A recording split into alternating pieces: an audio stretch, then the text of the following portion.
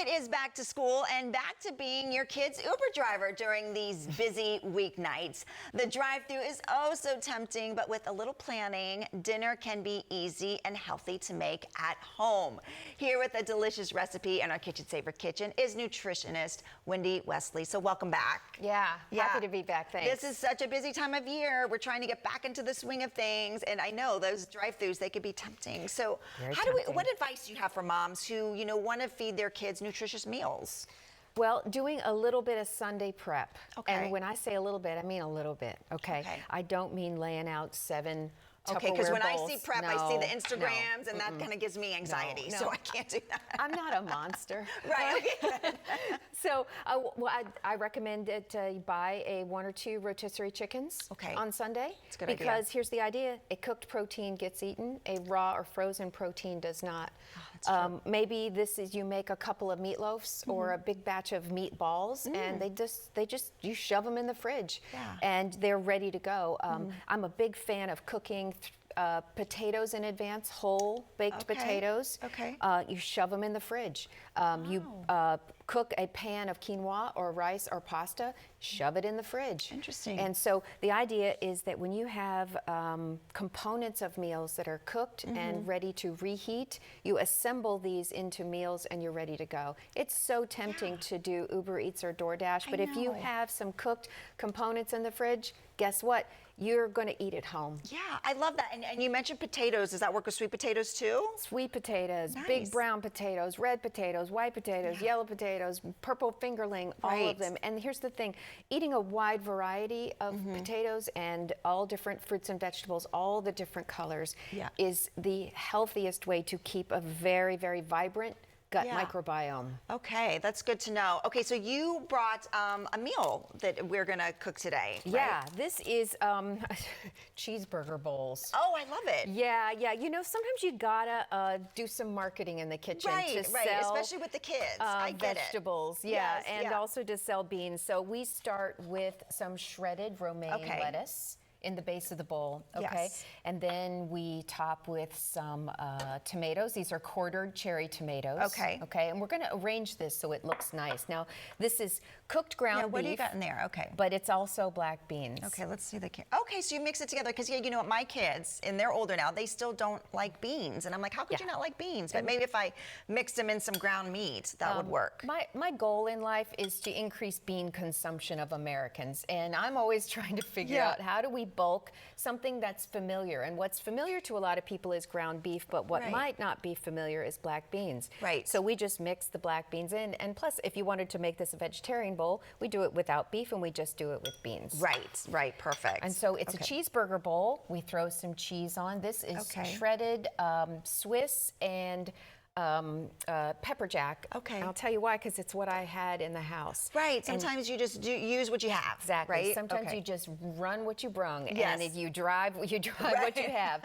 And then this is just a little bit of chopped onion. And so here is the dressing. Now, I don't know, I won't say the burger chain, but if this looks familiar. Oh, it does look familiar. I know what you're talking about. This is the recipe. And how did you make it? It's mayonnaise, ketchup, mustard, and pickle relish, and then pickle relish juice to thin it. And it's just a little bit of sprinkling on top of it. You don't want to go crazy with that, I guess. No, you can always add more. You can't take away. Can't take away. And so this is how I sell vegetables to my son. This has worked. And when I announce, hey, how about cheeseburger bowls, he's always on board. All in. And then I noticed there's no bread. Not that bread's a bad thing, but if you're trying to cut out on some of the bread, this is great. I would rather anyone got their carbohydrates from black beans than white fluffy bread. Interesting. Any day. Now what about rice? Because I'm thinking this could go well with some rice. It could. How do you feel about white rice versus brown rice, or what do you think? I'd prefer that you had brown rice. The fiber is higher, the iron is higher, the protein is higher.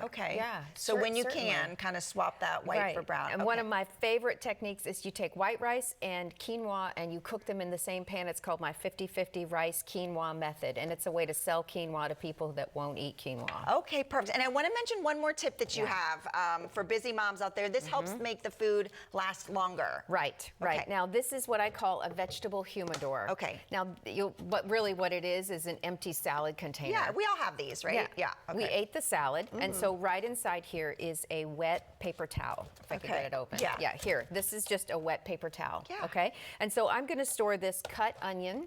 I'm going to store these tomatoes. I'm going to store this romaine lettuce in here.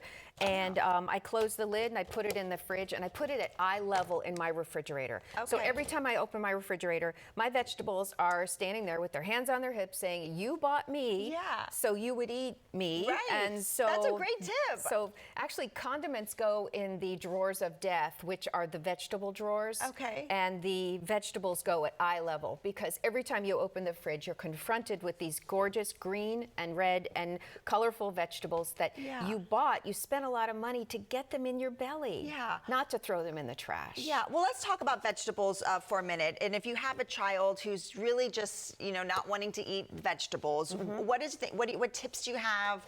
Where's a good vegetable to start with? Yeah. What do you think? Well, I would start with something like a sweet potato that has just a little bit of sweet. And just know, it can take 10 introductions of a new food for a child to receive it. So the most important thing is don't give up. 10 is the rule. Just keep presenting, and also modeling good behavior. Yeah. Mom eats it, dad eats it, big brother, big sister eats it. Everyone in the family. This is the culture of our home. Yeah. We eat vegetables. Yeah. And what about roasting vegetables? Is that like an easy way to kind of present vegetables? Because I know you can put a bunch on a sheet pan and stick them in the. How do you do that? I'm glad you mentioned that because that's another one of my Sunday preps because a cooked and a roasted vegetable gets eaten and sometimes a raw vegetable does not. So having these cooked components in the refrigerator means you eat at home and you're not picking up the app and doing Uber Eats, DoorDash. Right. I'm sorry if I wasn't allowed to say that. No, that's okay.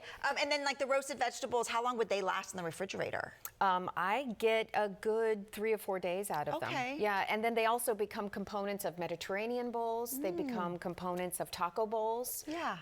Yeah. Perfect. And I know you offer classes. Do you have any classes coming up? I take groups of 8 or more, and either I go into people's homes and do cooking lessons with them, or I bring them into one of my kitchens. Yes, so helpful. Great advice. Thank you so much for helping us busy moms. And you can get more tips by heading to Wendy's website that you see right there on your screen.